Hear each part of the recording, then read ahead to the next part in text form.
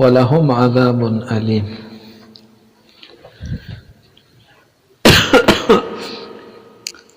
مؤلم يقال علم فهو عليم كوجع فهو وجيع. وصف به العذاب للمبالغة كقوله تحية بينهم ضرب وجيع على طريقة قولهم جد جده.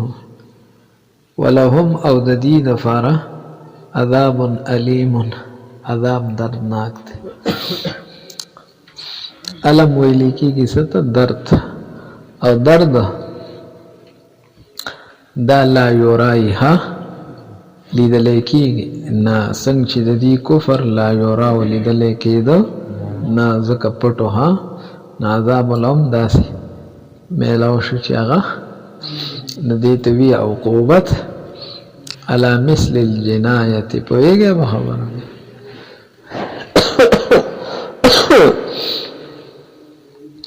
علیم مانا کی اے مؤلم اسم مفعول مانا اسم مفعول صیغه وګرځولها. علیم پمانا د مؤلم سره على صيغه المفعول مولمنا مؤلم اپی سے دا سے عذاب دے چی دا عذاب علیم دے. علیم مانا مؤلم دے دے عذاب تا درد دے ہاں او دے عذاب تا درد ورکڑلے شوے دے. پوئی گیا بخبر آمانی نا دا مؤلم مانا بشی ذاتو علم ذاتو اے دا عذاب ندے دا خود دا درد خاون دے یعنی دتم دردی دتم نو دا ست اشاره د مبالغه ته اے دمر ډیر عذاب دے کنا چې خود دې عذاب ته هم څه دے درد هغه معذب سکه چاته چې سزا ورکولې کیږي خود دې عذاب ته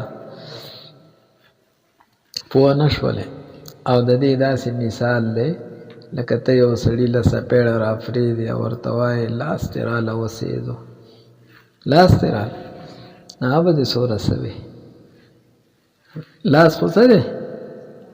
معذب دی که نه دا خو صدا ورکي نه چې هغه معذب به څنګه شوی پوه شولی په خبره باندې. نو دا عذاب علیم دی درد والا دی نو چې هغه کس په څوره نه پوهېږې عبارت ته ګورئ یقال علم فهو علیم لکه وجع فهو نو وجیع هم په معنا ده موجع سره وصف به العذاب اپی سے عذاب موصوف شو په مؤلم سره او عذاب خو مؤلم نه دی مؤلم دی دی خو درد ورکی دا څنګه چې دته درد میلاویږي بدال للمبالغه اے دمر درد ورکون کې دی چې واپس هغه درد دی عذاب ته واپس راغی ها ویږي لکه یو سړی ته دوره تیز وای چې دا هغه خوب واپس ته لاس ته راشي ونه شولې یاد مکړه خبره كقوله تحية بينهم ضرب وجيع وخيل قد دلفت لهم بخيل وخيل قد دلفت لهم او اسونا مراد صاحبان د اسونها چې ما نږدې کړل هغې ته نور شه سواران د اسون پوهیږئ اسونو والا پوهیږئ او قد دلفت لهم بخیل هغې ته ما بل لښکر د اسونو والا څه کړو نو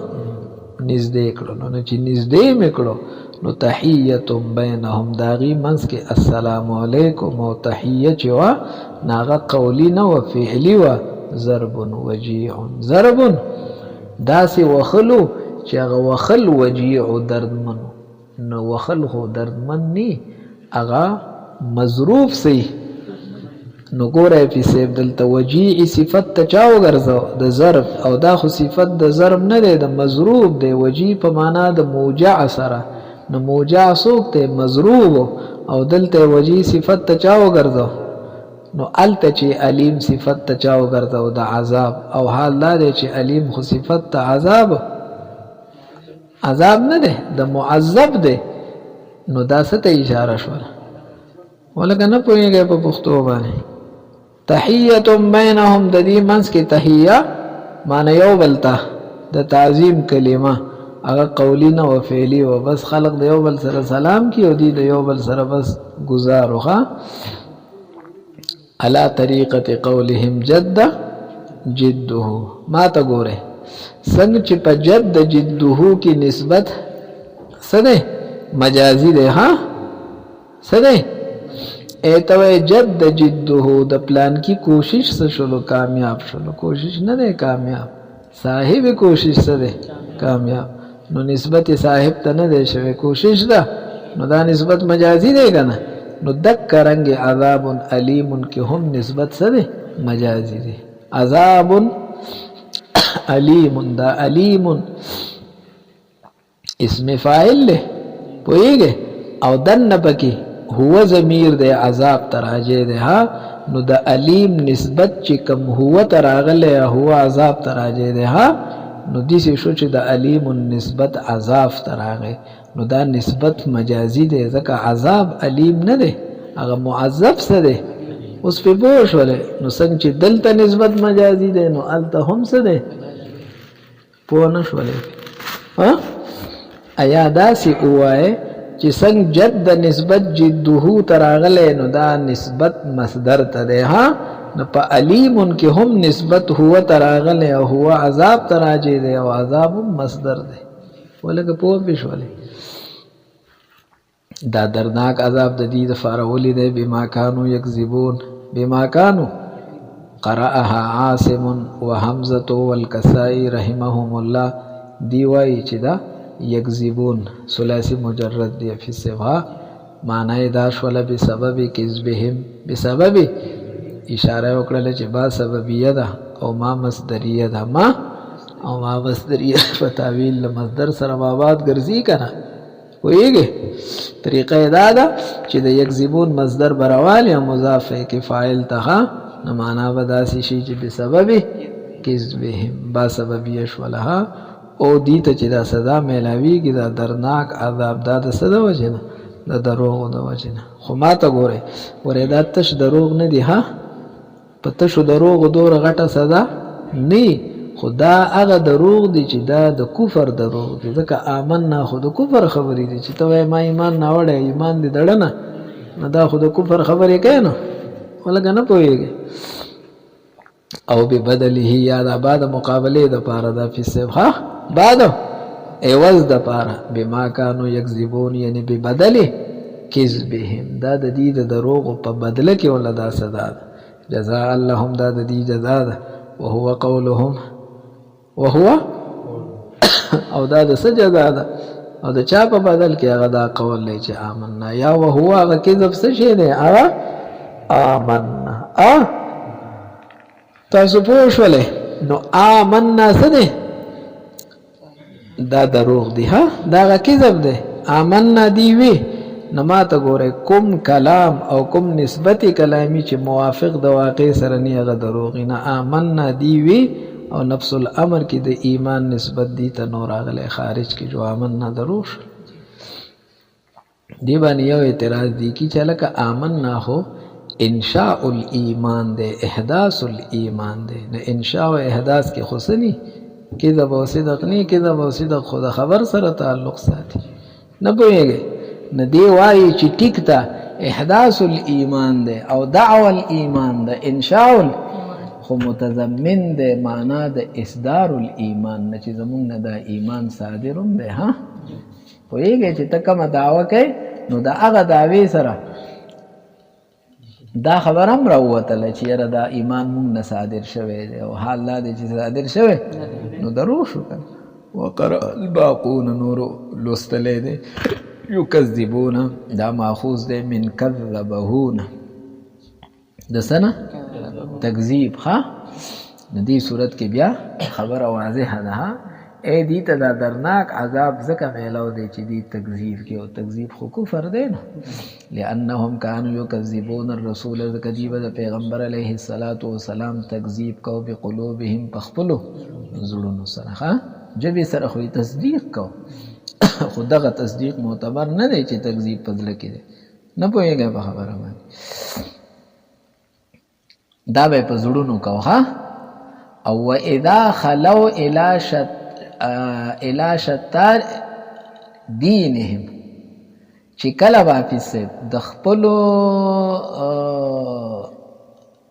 د دین چې کم خبیث مشرانو، شاطر جمع ده، شاطر ویل کېږي شوخ بې باک ته، بې باکه مشران به د دین نو چې د هغې سره به یو ځای شو نو بیا به یې په ژبه هم څه شروع کو تکذیب، عامو حالاتو به یې په زړه تکذیب کوو چې د هغې خواله به لاړو بیا به یې په ژبه هم. وإذا لقوا الذين آمنوا قالوا وإذا خلوا إلى شياطينهم هلته ورته شیطانان ویلي نه قالوا إنا معكم إنما هلته ښکاره تکذیب شروع شو که نه. دې پورې پوه شولې. دی به تکذیب کو. د چا تکذیب به کو؟ د نبی علیه السلام په زړونو سره هر وخت او په ژبو سره په بعضې ټیم کې هغه بعضې ټیم دک کو چې څو چې د خپلو شیطانانو سره. یا دا ماخوذ دی فی من کذبه د هغه کذبه نه هو للمبالغه چې هغه د څه دپاره راځي او یا د تکثیر دپاره. مبالغه ویل کېږي فی زیادت فی الکیف ته زیادت، او تکثیر ویل کېږي زیادت فی الکم ته. پوهېږئ د دواړو مثال بیانې. بین الشیء، بینش هلکه څیز سم واضحه کو. نو دلته بین باب تفعیل د څه دپاره راغی؟ مبالغې دپاره. دا مبالغه زیادت فی الکیف ته لږ بیان نه دی کړی، لږ وضاحت یې سم وضاحت یې. پوهېږئ بین الشیء او بان الشیء، بان الشیء شی واضح شو، بین الشیء سم واضح شو.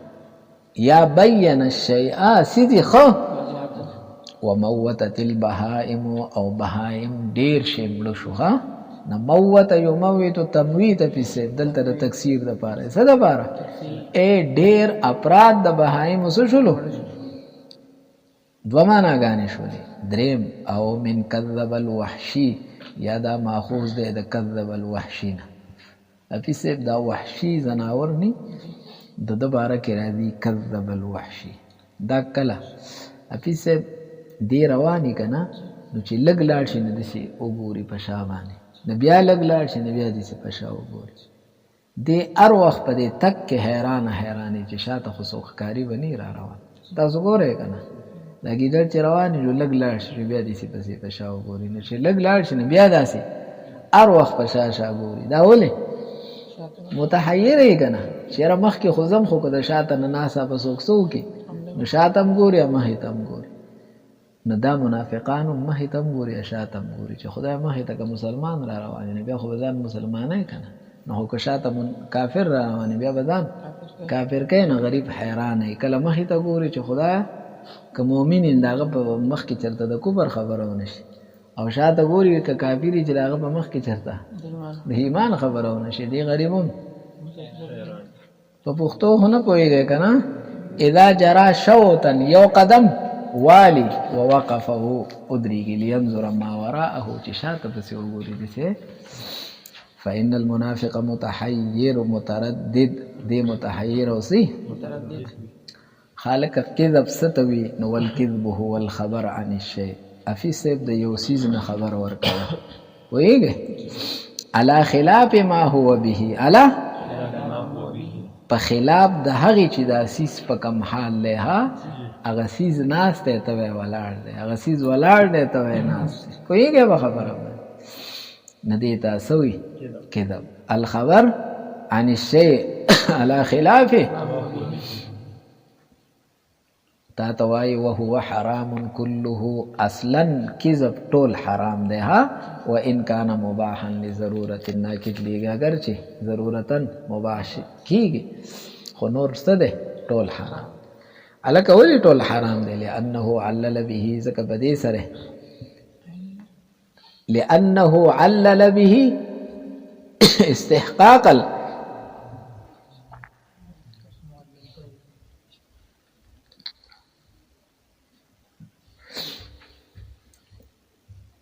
اے دای علت بیان کړی دی د استحقاق او د دې دپاره دا درناک عذاب ولې دی وجه څه ده علت یې څه دی دا دروغ نو چې ته د عذاب دپاره یو څیز علت ګرځی نو خو هغه څیز به حرام یې که نه په حلال او په مباحو څیزونو خو تاله خدای څه ده نو لأنه علل به ځکه به دې سره علت بیان کړی د استحقاق العذاب حیث رتب علیه عذاب بچا مرتب کړی دی ولهم عذاب علیم هو بما کانوا چې ړومبي کذب راغی شاته به پې عذاب بیا مرتب کی نه پوهېږئ په خبره خو ستاسو حاشیې چې کوم دی یو ضابطه لیکلې ده حافظ صاحب او حاشیې ته به نه ګورئ هغه وی کلام وسیله ده کلام پوهېږئ په خبره باندې حفیظ صاحب زما پړه کې چې څه دي استا پړه کې چې څه دي ستا دی نه زه خبرېږم زما دی نه ته خبرېږې نه خبرېږې چې نه خبرېږو نو څه چل وکړو دوه کاره وکړو یا به یو بل ته اشارې کړو لکه زه تا ته وایم اوبه راوړه تږی یم نو خو دا چل به کومه داسې به کومه داسې به کومه نو دا ځان نه ګران کار دی نو د هغې دپاره الفاظ وضع کړل ښه چې هلکه هغه اوبو هغه څیز ته به اوبه وایو او چې راوړو ته به راوړو وایو او ته به هم دا پېژنې زه به هم چې زه تا ته دا وایم نو ته به ډایرکټ پېژنې چې زړه کې دا خبره ده جماله به نو کلام څه ده وسیله ده څه ده مقصود نو هر مقصود ته چې ته رسایي کوې نو په خبره سره به کوې بغیر د خبرې نه خو رسېدلی نه شي که دې وږې تږې دغه شان به ناست چې څه وایې نه پوهېږې په خبره نو راشه هر مقصود حفیظ صاحب چې هغه محمود دی څه دی نو که هغې ته توسل فصدق سره ممکنو پوهېږې په خبره باندې او په کذب سره ورته اړو ممکن نه بیا خو به رښتیا وایې بیا خو ته مجبور یې خو په دواړو سره ورته ته رسېدی شي په رښتیا هم رسېدی شي به دروغ نو بیا دروغ حرام دی ها دروغ ویل ضرورت څه دی وسیله جایز شته دی چې رښتیا دي نو وسیله حرامه ولې جوړی چې هغه کېدل او که نه ته مقصود ته نشي رسېدی مګر په دروغ په رښتیا ورته او هغه مقصود دا دی داسې چې هغه محمود مقصود دی کول غواړي ته ورته رسېدی نه شي مګر نو اوس به دروغ جایزي که هغه کار جایزي او که هغه کار لازمي نو بیا دروغ ویلو هم لازمي پوهېږې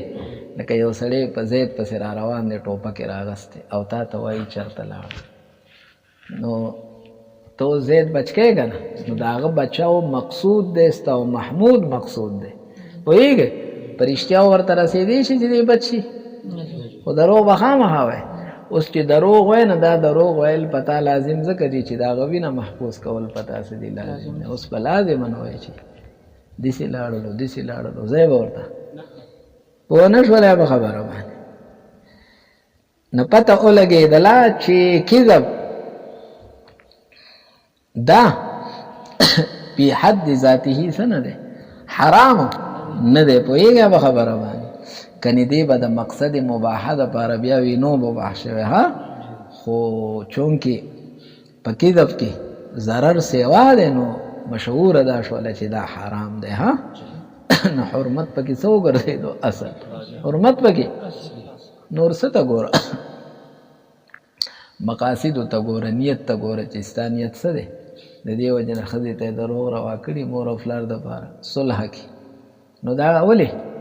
دا کذب پی نفسه په دې کې دغه نشته دی خو دا د ارادو خبرې دي چې ستا دلته اراده څه ده سمه اراده ده هلته د اراده سمه ده هلته د اراده او کوم ځای کې چې ورانه ده ولې ته ورته په جایزه رسېدلی شي نو ولې ناجایز پوه نه شولی د ښځې خاوند منځ کې الفت د مور او پلار منځ کې الفت صله رحمي د شریعت وي آفس کې د مسلمانانو منځ کې نالګۍ دي د دې منځ کې الفت دا ټول مقاصد محموده دي او رسایي ورته په رښتیا او ممکنه نه ده په بعضو ځای کې نه مجبورن به بیا نو هغلته ورته څه کړل پوهېږې او ناپیس صاحب به وله جوړه اوسي بیا به وایي چې دا په څو شوې ده نو دی به ورته وایي چې څه کم په 6 زره ښه داسې ده نو چې بزر ووځي څه کم به شپږ زره شول تاسو پوه شولې ولكن لما شابه الكذب چې کله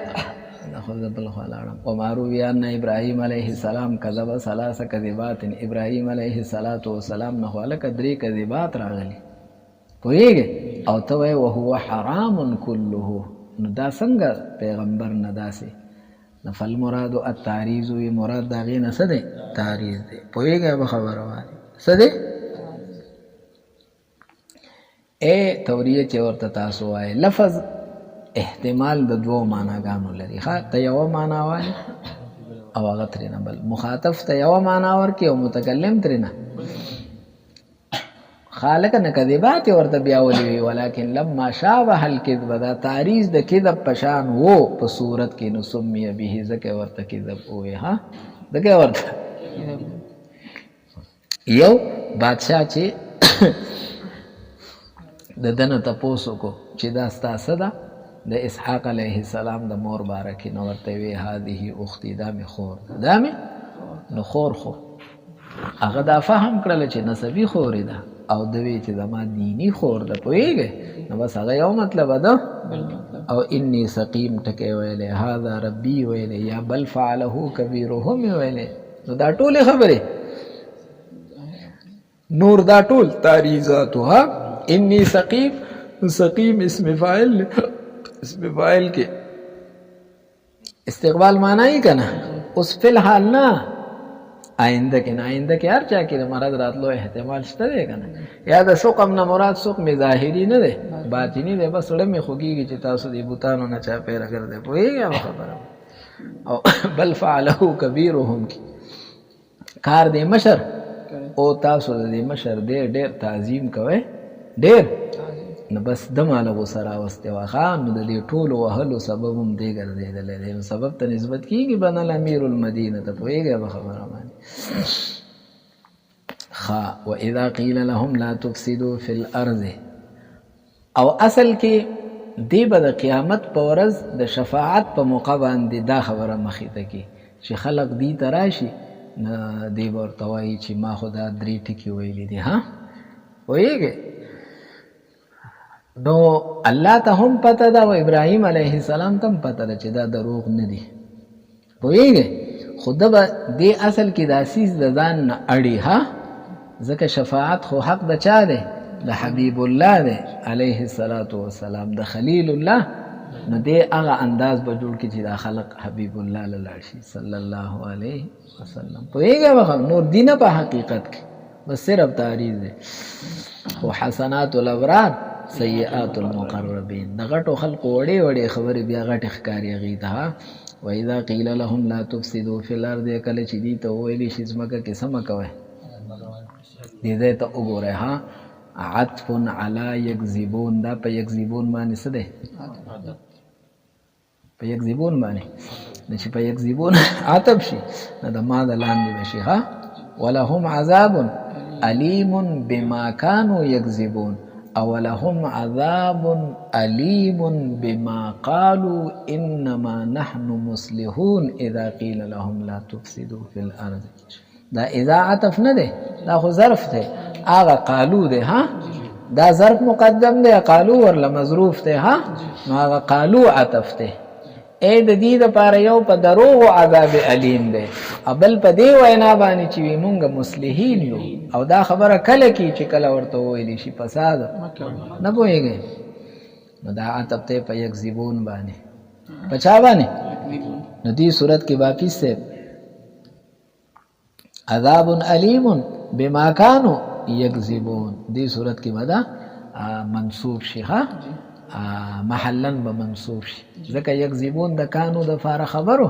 او خبر د کانه منصوباتو نه ده نو دا به هم محلن څه شي نه پوهېږئ محلي اعراب خو جمله لري که نه د قالو به محلن څه شي او یقول یا به عطف شي ومن الناس من یقول باندې ومن الناس او بعض د خلقنا هغه څوک دي یقولو چې وایي آمنا او من الناس من او بعض د خلقنا هغه دي چې هغې وایي انما نحن او کله وای اذا قیل لهم لا دې صورت کې واپس سے محلی اعراب نه ها لکه یقول سیلا دا او د سیلې اعرابونه نه ها خا نو آیات کریمه مربوط شو د چا سره د ما قبل سره د چا سره اوس په اعتراض کې چې لکه حضرت سلمان رضی الله عنه نه منقول دي چې د دې آیات کریمه مصداق لا تر اوسه نه دی راغلی لا تر اوسه نو چې نه دی راغلی نو ته څنګه دغه مخکنی منافقان څه ګرځي نه پوهېږي نه دې د هغې جواب کې ها ایوی د سلمان صاحب د قول غرض دا دی چې د دې آیات کریمه پوره مصداق لا نه دی موجود شوی څه مصداق دغه هم دی خو څه نور هم دي څه به وروستو راځي ښه نه پوهېږئ وما روا سلمان وما روی عن سلمان رضی الله عنه کوم چې نقل راغلی د سلمان رضی الله عنه نه چې ان اهل هذه الايه د دې آیات کریمه اهل او د دې مصداق لم یاتو بعدو اغلا تروسا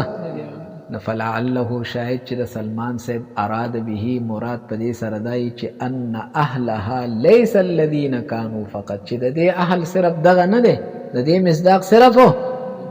پوهیږئ لاندې لیکلي په معناه لم یاتو بتمامهم خلاصه دا ده چې ټول اهل او ټول مصداق لا نه دی بل وسيكون من بعد من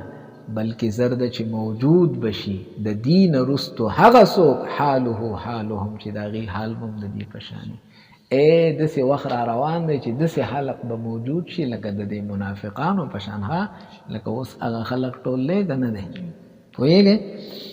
پورې را پورې او دروغ را دروغ په خوله یوه په زړه بله پوهېږئ به خبره باندې نو هغه خلق موجود شو که نه او د سلمان سے په دې قول کې به دا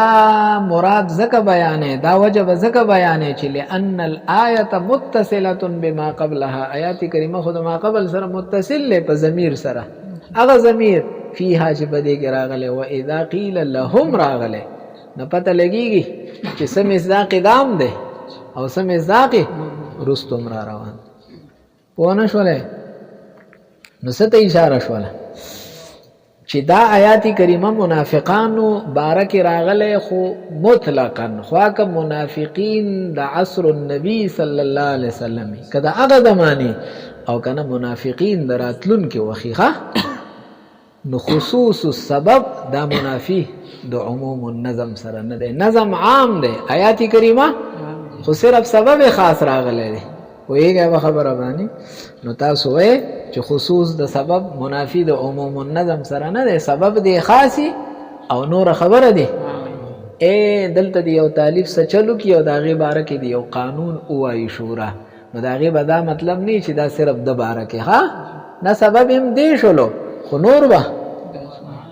ولکه د ټولې مدرسې دپاره آینده دپاره به داسې تاسو پوه شولئ فساد څه ته ویلی کېږي نو والفساد خروج الشی عن الاعتدال چې شی د څه نه وځي د اعتدال نه بس دا شی فاسد شو معنی د اعتدال نه وجود فاسد دی هلکه د اعتدال نه وتی خوراک فاسد دی د اعتدال نه والصلاح ضده د دې ضد څه دی وکلاهما دا دواړه که فساد دی او که صلاح دی یعمان کل ضار و نافع هر ضار او نافع ته څه دی عام دی هر ضرر والا شي فاسد دی او هر نافع شي صالح دی پوهېږئ وکانه من فسادهم او د دې په فساداتو کې په ځمکه کې دا و چې هیج الحروب جنګونه به یې راپورته کوله پیس جنګونه به راوچته والفتن او فتنې به بمخادعة المسلمین د مسلمانانو په دې دوکو سره وممالات الكفار علیهم او د کفارو سره به د دې خلاف مدد کوه د هغې به ملګري شو دلته به په دې طریقه به دا جنګونه جوړول تا ته دا ووایه تا ته دا ووایه ستاسو باره کې دا ووایه وافشاء الاسرار الیهم وافشاء الاسرار الیهم بمخادعة المسلمين بممالات الكفار عليهم وبإفشاء هغې ته به یې رازونه څه کول د مؤمنانو فإن ذلك دا خبر يؤدي إلى فساد ما في الأرض دا رسی فساد د هغه څه ته چې په ځمکه کې دي هغه ما في الأرض دي من الناس والدواب والحرث تاسو پوه شولئ نو کله چې دی ته وویلی شي فساد مه کوئ ها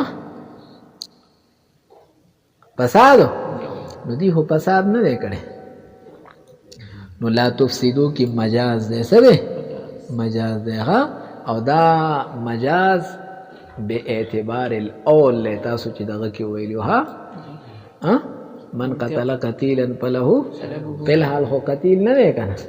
نو لا تفسدو معنا دار دا چې کارونه مه کوئ چې هغه مفضي شي ستا اوس خو فی الحال ته یو شي دا کارونه نه دي د دې نه به ورانې راځي شاته ښه ورانې نه هغه کارونه مه کوئ چې هغه مفضي شي ستا تاسو پوه شولې تاسو هم کلس کلوس اورېدلي دي بار نو فساد کوئ چې دا سبق ګټه وکشي ښه پوه نه شولې ومنه اظهار المعاصي او د دې نه د ګناهونو ښکارواله دی والاهانه فی الدین او د دین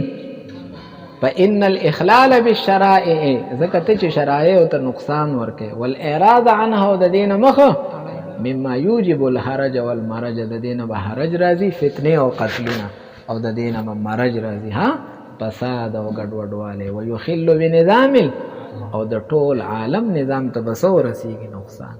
قائل څوک دی واذا قیل لهم دا ورته څوک وایي هو الله تعالی او الرسول صلی الله علیه وسلم او بعض المؤمنین وقرأ الكسائي وهشام قيل بإشمام ذم الأول تاسو په قیل کې الته په هدایت النحو کې ویلو پسې خو ویله په کوم ځای دی قیل هم قول هم او اشمام خو ویلې سړی نشي نو ها